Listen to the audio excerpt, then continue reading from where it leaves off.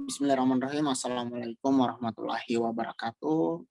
Saya Yunus Pasau dari kelas A semester 4. Dalam hal ini akan mempresentasikan analisis framing moderasi beragama dalam ruang digital, yaitu studi pengaruh utamaan moderasi beragama di perguruan tinggi keagamaan Islam negeri.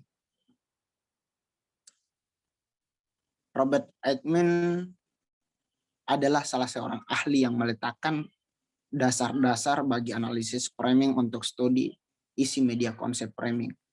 Oleh Altman digunakan untuk menggambarkan proses seleksi dan menonjolkan aspek tertentu dari realitas yang dibangun oleh media massa.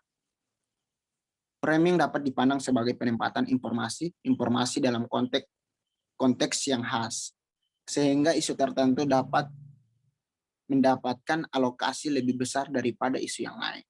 Selain itu, framing juga memberikan tekanan lebih pada bagaimana teks komunikasi ditampilkan dan bagian mana yang ditonjolkan atau dianggap penting oleh pembuat teks. Dengan bentuk seperti itu, sebuah gagasan atau informasi lebih mudah terlihat, lebih mudah diperhatikan, diingat, dan ditafsirkan karena berhubungan dengan skema pandangan halayak. Moderasi beragama.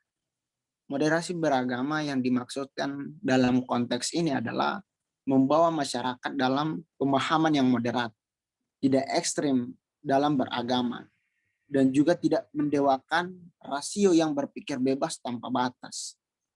Moderasi beragama didiskusikan, dilapalkan, dijawantakan, dan digaungkan sebagai framing dalam mengelola kehidupan masyarakat Indonesia yang multikultural. Profesor Quraisy Shihab, guru besar bidang tafsir Al-Quran. Menurut Quraisy Shihab, moderasi beragama dalam konteks Islam sebenarnya sulit didefinisikan. Hal itu dikarenakan istilah moderasi baru muncul setelah maraknya aksi radikalisme dan ekstremisme. Pengertian moderasi beragama yang paling mendekat dalam istilah Al-Quran yakni wasatiyah. Dalam teori religius social shaping of technology yang diperkenalkan oleh Heidi Campbell dalam bukunya When Religion Meet New Media 2010, dijelaskan bahwa dampak era digital terhadap cara beragama masyarakat diantaranya yang paling terasa adalah pudarnya afiliasi terhadap lembaga keagamaan, bergesernya otoritas keagamaan, menguatnya individualisme, dan perubahan dari pluralisme menjadi tribalisme. Digitalisasi. Di era yang serba terbuka, masyarakat memperoleh pengetahuan keagamaan dengan cara instan dan pragmatis. Sedang sanad keilmuan tidak lagi menjadi kunci dari proses belajar. Siapa yang cepat kontra narasi dari suara-suara sumbing teks keagamaan dapat menjadi suara penyeimbang, bahkan menjadi suara dominan untuk menggeser pemahaman keagamaan yang bersifat tunggal dan kaku. Menyajikan narasi keagamaan, maka akan memperoleh jamaah dengan mudah. Karena itu, pengaruh utama moderasi beragama yang dilakukan oleh perguruan tinggi keagamaan Islam melalui rumah moderasi dengan menyediakan dan menyebarluaskan konten sebagai kontra narasi dari suara-suara sumbing teks keagamaan. Dapat menjadi suara penyeimbang, bahkan menjadi suara dominan untuk menggeser pemahaman keagamaan yang bersifat tunggal dan kaku. Digitalisasi. Ironisnya, gerakan kelompok garis keras yang mempertontonkan narasi keagamaan secara agresif dan emosional justru mendapat simpati di sebagian hati umat Islam. Riuh simpati ini didapatkan dari ruang digital yang tingkat penyebarannya begitu masif dan mudah. Terlebih di tahun politik di mana sentimen keagamaan kerap dimanfaatkan untuk menebar kebencian sesama anak bangsa melalui media digital. Media telah menjadi komoditas baru dalam menyebarkan ideologi keagamaan atas organisasi keagamaan yang tidak memiliki kesamaan pemahaman dan juga sebagai bentuk pembelaan dari golongannya sendiri.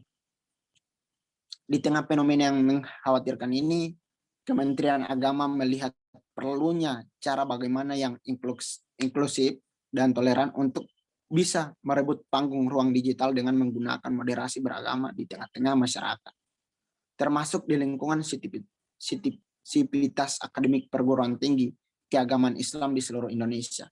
Dalam konteks ini, Kementerian Agama melalui Direktorat Jenderal Pendidikan Islam mengeluarkan surat edaran tanggal 29 Oktober 2019 yang ditunjukkan kepada seluruh rektor dan ketua perguruan tinggi keagamaan Islam negeri atau PTKIN agar mendirikan dan menyelenggarakan rumah moderasi beragama.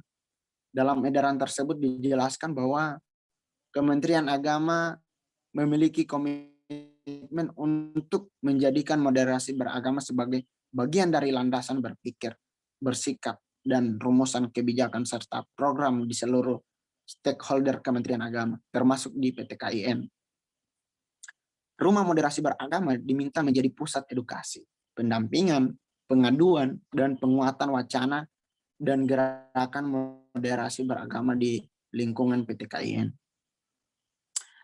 Artikel ini mendedah bagaimana transformasi dan transmisi moderasi beragama disalurkan dalam ranah digital sebagai ruang kontestasi merebut narasi keagamaan yang moderat dan toleran. Selain itu, artikel ini berupaya memahami kecerdasan digital yang berarti kecerdasan dalam memanfaatkan informasi, media dan teknologi untuk keperluan menjaga moderasi beragama yang dihadapkan dengan prasmanan narasi keagamaan. Sebagaimana diketahui secara umum, banyak sekali persoalan gagap digital yang menjangkit umat beragama yang kemudian berdampak mudahnya seseorang menyebarkan berita bohong yang dapat mengancam integritas bangsa. Sebaliknya, juga ada ahli digital memanfaatkan kecerdasan untuk menyebar berita bohong. Mungkin hanya itu, terima kasih presentasi saya terkait moderasi beragama dalam ruang